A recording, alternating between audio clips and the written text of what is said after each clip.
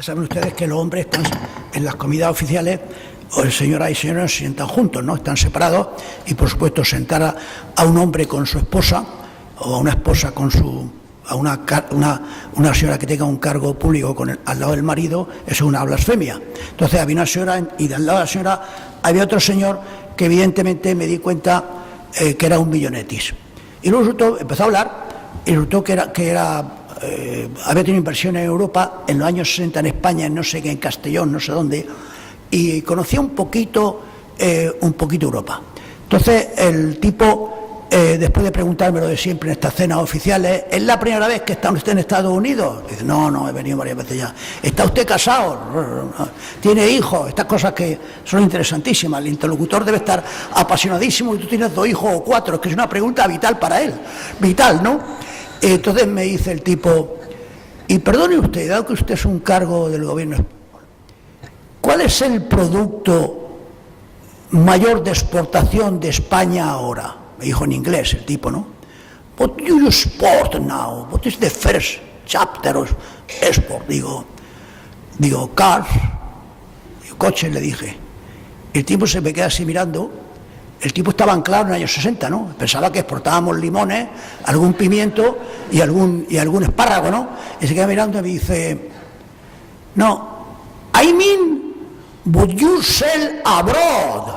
Quiero decir lo que usted vende fuera. Y empezó a hablar, como se hablaba en los pueblos de España, al menos en el mío, a los 50 y a los 60, cuando llegaban los primeros turistas, que se les hablaba a voces. ¿Qué? ¿Le gusta a usted España? Entonces, bueno, entonces tío me empezó a hablar así y con lenguaje corporal. Y claro, yo impertérrito, como estaba el príncipe allí, tampoco iba a dar un espectáculo, tampoco iba a decir, usted es bobo, le he dicho car, ¿no? Y le digo, car. Y dice, but would you sell abroad? Digo, yes, cars. Bueno, el tío se me quedó mirando y pensó, este tío se está quedando conmigo, este tío es un mamón que se está quedando conmigo. Ya cambió la conversación, pero luego cuando nos fuimos, nos estábamos poniendo los abrigos, o me miraba así con desconfianza diciendo, mira que este tío con pajarita se ha quedado conmigo.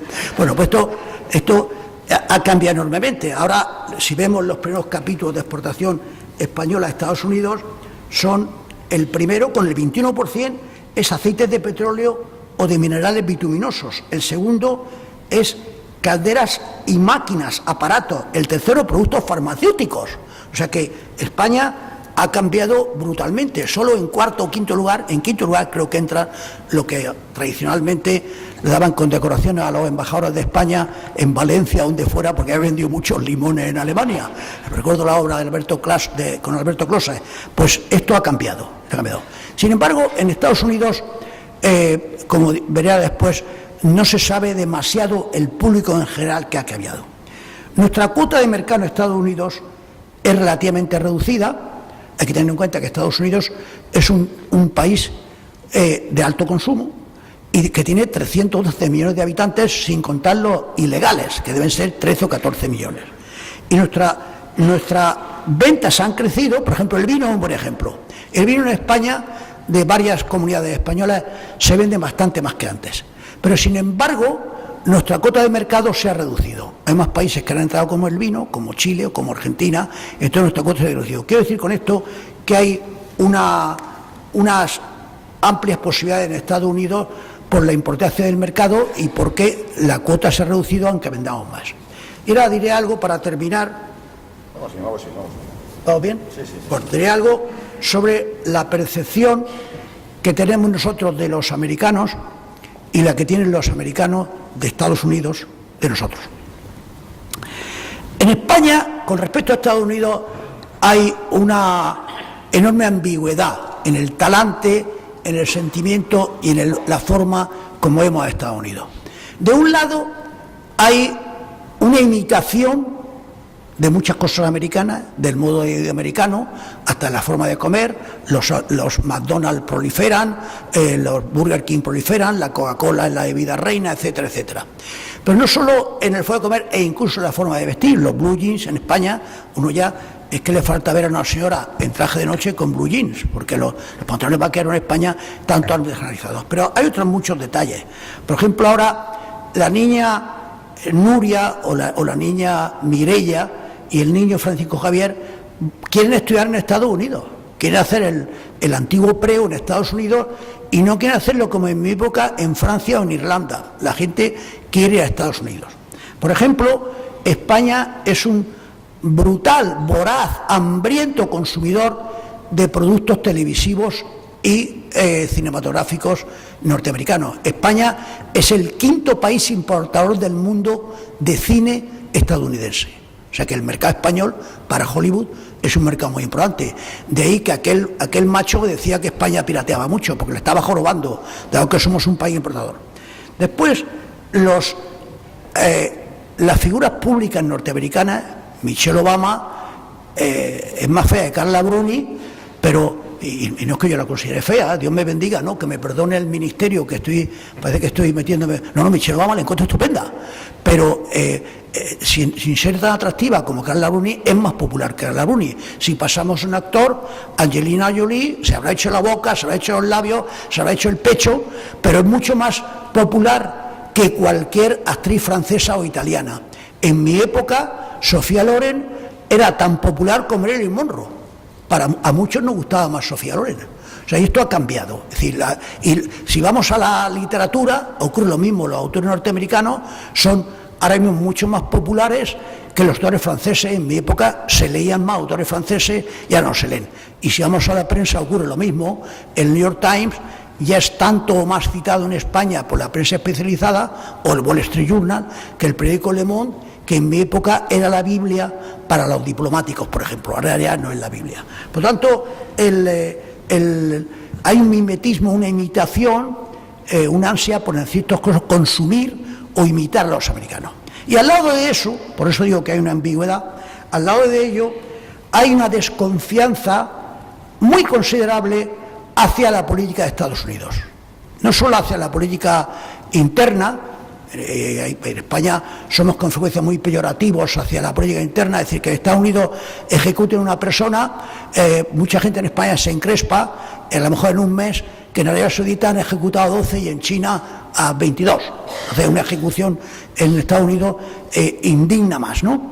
Pero no solo la política interna o el tema de la reforma sanitaria, aquí la gente se rasga las vestiduras porque en Estados Unidos haya gente que aún no tiene cobertura sanitaria y luego le importa un pepino que en otro país no haya, pero sobre todo, como digo, es a la política exterior. La política exterior es vista en España, en ese sentido somos de los países más antiamericanos de Europa, y si quitamos países del tercer mundo, de los más antieuropeos del mundo, si quitamos a países islámicos y a ciertos del tercer mundo, somos un país claramente antiamericano. En España, además, todo lo que hace Estados Unidos en el extranjero, cualquier acción que hace, está relacionada con el petróleo.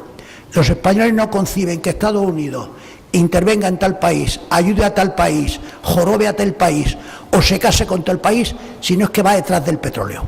Entonces, la guerra de Irak, por ejemplo, aquí fue vista, hasta personas tan inteligentes y tan cultas como Fernando Fernández Gómez, dio varias soflamas diciendo que todo era por el petróleo. En realidad el tema era mucho más complejo.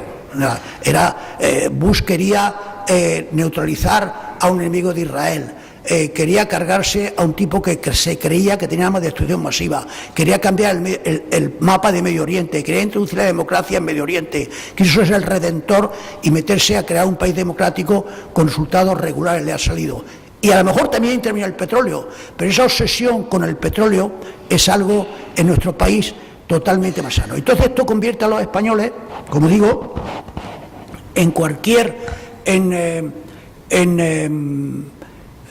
muy crédulos en la maldad o la doblez de Estados Unidos cuando hace cualquier acción exterior. El caso más claro quizá sea el de la guerra de Irak. La guerra de Irak en Estados Unidos yo diría que fue popular, porque una guerra nunca es popular, pero fue masivamente apoyada por la opinión pública norteamericana, cuyos hijos tenían que ir a luchar a Irak y tenían que morir. Han muerto 4.400. Tuvo Bush, cuando decidió intervenir en Irak, tuvo 72% de aprobación de la opinión pública norteamericana. Aquí, donde no mandábamos a nadie a luchar en Irak, porque Aznar mandó las tropas después de la guerra, la opinión pública era totalmente contraria a la intervención en Irak, visceralmente contraria. Entonces yo digo que esto tiene varias causas. Una de ellas es que el español, y esta cosa es muy loable y muy hermosa, el español es una persona pacifista, y esto honra al español. Ahora bien, si uno examina otras confrontaciones que ha habido recientemente en los últimos 20 años, uno se percatará de que el español ha permanecido totalmente indiferente hacia esas confrontaciones en las que también muere gente. Cuando Estados Unidos invadió Irak, ahora, a lo largo de estos 10 años han muerto en Irak, se calcula que 100.000 personas, lo cual es una barbaridad. Pero en la intervención como tal murieron 3.000 o 4.000. En Siria, en este año y 10 meses, han muerto ya 70.000 personas. En Siria, actualmente, ahora. Se han desplazado 1 millón de refugiados. Y según la ONU, si esto sigue así, dentro de unos 8 o 10 meses habrá 3 millones de personas que han abandonado su hogar y se han ido a vivir en un campamento en Jordania, en Turquía, en los países limítrofes. Yo no he visto la menor protesta en España ni la menor pancarta. Sin embargo, en el caso de Irak, ustedes recordarán cómo estaban las plazas españolas. En el caso de Siria, solamente nada. Pero es que podemos pensar, no voy a detenerme por falta de tiempo, en el tema de Ruanda. En Ruanda murieron en 100 días 800.000 personas a machetazos, más que la comunidad foral de Navarra. Murieron a machetazos. No hubo aquí ninguna indignación, ninguna manifestación. Es decir, que el español es pacifista, cosa que le honra, pero es un pacifista un poco selectivo, un poco a la violeta. Si está Estados Unidos envuelto, inmediatamente lo más... Y ya si piensa que está en el petróleo, yo creo que el español medio me es igual que sea de Murcia, que de Tafalla, que de Cullera, que de Badajoz. El que pueda acudir a su casa a comer y a ver si puede en el sillón antes de volver a la oficina o a la tienda, se puede quedar un poco eclipsado y quedar dormido. Si está viendo la televisión y se queda un poco así frito, durmiendo, y se oye una noticia que dice Estados Unidos va a intervenir económicamente en Europa invirtiendo, ha ido a Estados Unidos, va a intervenir. Luego oye por ejemplo, la explosión en un tanque de gas en Argelia ha producido tal, y la explosión tal. Y luego oye, el precio del petróleo ha subido. Ese tipo, se llame Iñaki, se llame Javier, se llame Antonio, se llame José Luis, se levanta y dice a su mujer, encárgame la pancarta, porque se quiere tirar a la calle para nombrarle la madre a Estados Unidos. Esto, claro, sinceramente es un poco exagerado. Cuando la Unión Soviética invadió Afganistán, con muchas menos razones que Estados Unidos, porque la intervención de Estados Unidos en Irak tuvo unas bases legales bastante vidriosas, pero tenía alguna base legal. Saddam Hussein no cumplía lo que decía la ONU y estaba burlándose de 14 resoluciones de la ONU, una de las cuales tiene un ultimátum. Aunque las bases de la intervención fueran vidriosas, le dice una persona que apoyó la intervención como embajador en la ONU, pero sin embargo, la Unión Soviética, que intervino en Afganistán, sin ninguna base jurídica, invadió un país por las buenas. Aquí se movió. Por lo tanto, nuestro pacifismo es un poquito selectivo. Esta animosidad con respecto a Estados Unidos no es única de España, también en otros países europeos. Francia también tiene una beta importante y arranca de antiguo. Recuerdo que ya a finales del siglo XVIII, cuando Estados Unidos tenía muy pocos años de vida, un científico importante de la época, Buffon, el francés Buffon, dijo que la razón por la que la gente de Estados Unidos era como inferior a los europeos, no sabía por qué decía eso, era porque allí había llegado el diluvio universal más tarde que a Europa. Agárrate, pásmate Pereira, es un científico. Y que entonces los perros no sabían ladrar, pero eso lo escribió el tío macho, lo escribió. Los perros no sabían ladrar, los pájaros no gorjeaban bien y los hombres estaban como chuchurríos. Entonces, esto se dio de tal forma que cuando Franklin y el otro los dos diplomáticos americanos, los primeros embajadores americanos que se relegaron uno al otro, fueron Franklin, el inventor del pararrayos, y Jefferson. Cuando coincidieron, normalmente los embajadores no coinciden. Cuando vayan con el embajador, el otro se ha ido, parece que le apesta el nuevo. Pero en esta ocasión ellos coincidieron. Entonces asistieron a un par de cenas. Entonces cuando algún francés dijo algo esto de chuchurrío, le dijo Jefferson a Franklin o Franklin a Jefferson, vamos a ponernos de pie.